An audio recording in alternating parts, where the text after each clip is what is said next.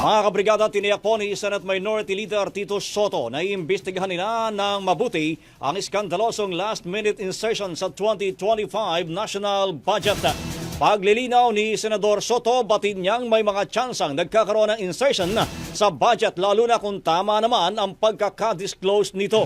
Pero sa kabila nito, nagkakaroon naman ng problema kapag umaabot na sa bilyong piso ang insertion at ito ay inilalagay kung kailan last minute na.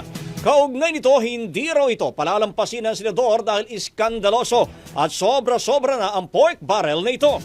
Sa kabilang banta, pinalaga ni Senate President Jesus Escudero ang mga aligasyon hinggil sa naging budget insertion niya sa national budget ngayong taon. Paniniwala ni Escudero, demolition job lamang ito laban sa kanya para questionin ang kanyang pananatili bilang tagapangulo muli ng Senado. Ang bahaging ito ay hatid sa atin ng DriveMax Herbal Capsule. Lalaking angat, tumatagal.